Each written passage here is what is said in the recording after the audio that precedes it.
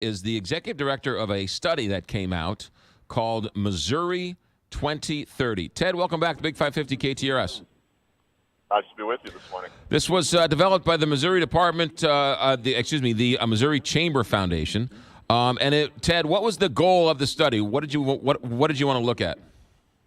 Well, there's a popular topic around the country now talking about the lack of quality workers, and the Missouri Chamber wanted to find a way to make it easier for Missouri employers to find good labor and for people in Missouri to find good jobs. The number one issue I hear talking to businesses, big, small, tech companies, regular companies, restaurants, you name it, the number one issue businesses have today is that they can't find qualified workers.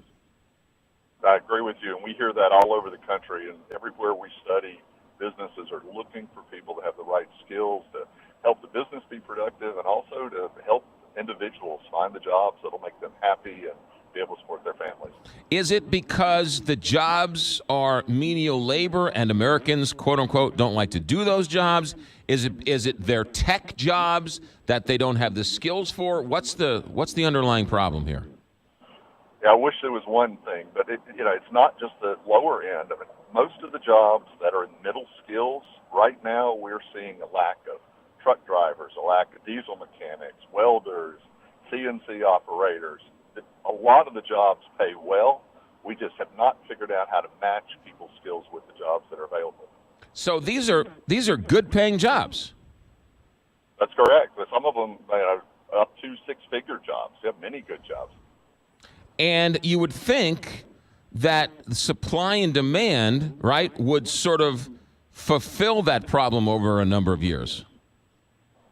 You would, but there's a lot of issues that come with this. We have a lot of baby boomers exiting the labor market, so a lot of people with skills over time are leaving. Young people are moving into the markets, but the pace of change of both industries and jobs today make it harder for people to know what they should be studying, know what they should be preparing for. Then you have jobs that are moving around the country and around the state of Missouri. So where can I find a job near me that I can learn those skills and find the job that I'm looking for?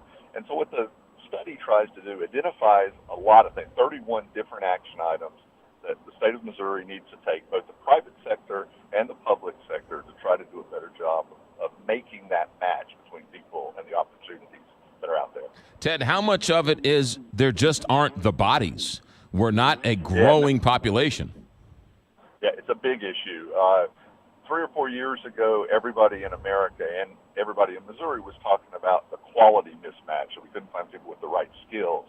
But as the job markets have tightened and unemployment has reached almost historical lows all across the country, the quantity of people is also there. We're having fewer babies these days, fewer people are coming into the marketplace, and so the supply and demand, it's a real test to find the people you need. In Missouri specifically, attracting and keeping young people in the state that have good skills is a real issue. The plan addresses that, talks about trying to retain and attract talent.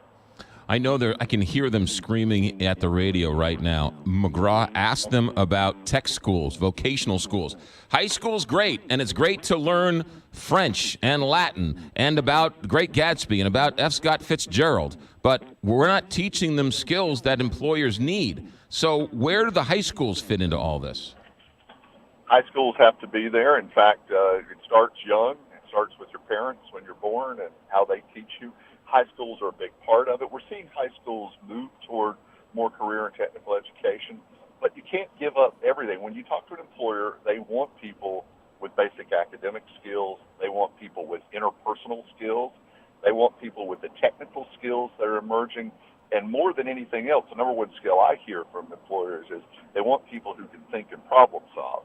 So you still need all of that education that sometimes we talk about or belittle, but you need more, and we need it fit to the employer. So some of the recommendations in this plan start with employers being more engaged in curriculum, more engaged in high school and middle schools, all the way down.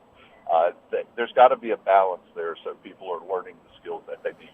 What about retraining? What about jobs that have sort of no longer exist, and these people are quality people, they just need to be retrained? What about retraining? Excellent question.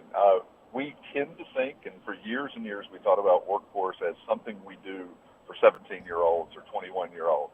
But today, a 30-year-old or a 40-year-old or a 50-year-old might get displaced by automation or something else. Our systems of retraining have to be better. They have to be more open, have to be faster. So we have to teach credentials that are needed in real time at the speed of business. And you're going to need retraining. You've learned new skills to do the job you do. I've learned new skills. Everybody will. Our systems have to be more flexible. They just focused at the young. Ted, what about the heroin epidemic? Because the Federal Reserve has said that it's so severe and there are so few bodies that the bodies that are there are being taken out of the workforce because they just can't pass a drug test, or there's a whole lost generation out there that aren't going to be there to work. Yeah, whether it's heroin or opioids or something else, if we're going to be productive as a country, and if Missouri is going to be the best it can be, you're going to have all of our workforce employed. So that's people who have drug trouble, the people who are transitioning out of prison, everybody. This is the whole workforce needs to be employed. For the drug epidemic now, we talked about drug epidemics. I'm old enough to remember quite a few of them. We're in the middle of one right now. We have to deal with it head on.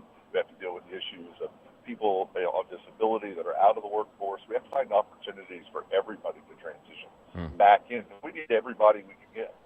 What happens now? So the report is done. You've delivered the report to the chamber. Does it sit in a drawer somewhere? What do we do now? No, they've already got their checklist of the 31 things we suggested they do. They start out by getting the business engaged on specific actions. That's actually one of the hardest parts about workforce. Is it's not a simple answer. So people, they say, we have a problem with workforce. What do we do? This prescribes a set of things to do. First thing, the most important thing is get the business community involved. The Missouri Chamber is working on that.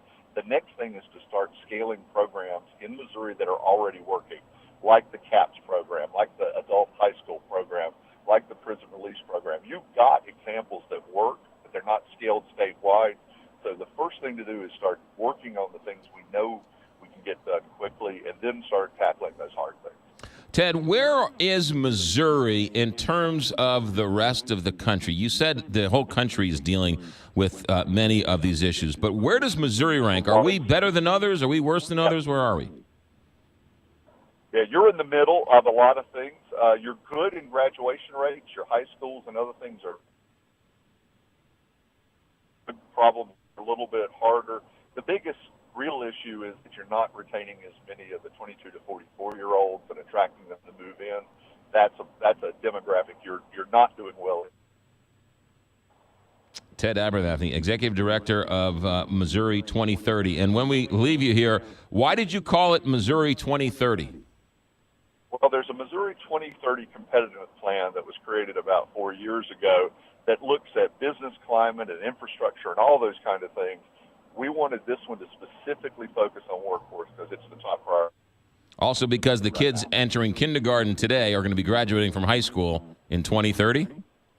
Yeah, that works out nice, doesn't it? That's one of the reasons for releasing it this year. It's also scary that 2030 is somewhere in the system already as high school graduates. So it is upon us before we know it. Ted, is there a place where we can read the study? You can read the study at the Missouri Chamber's webpage, and you can also get it by following me online at Ted Abernathy at Twitter or at LinkedIn, and we'll make sure your station has a place to link to it also. You got it. Ted Abernathy, Executive Director and the author of Missouri 2030. Ted, thanks for checking in. Good stuff. Thank you.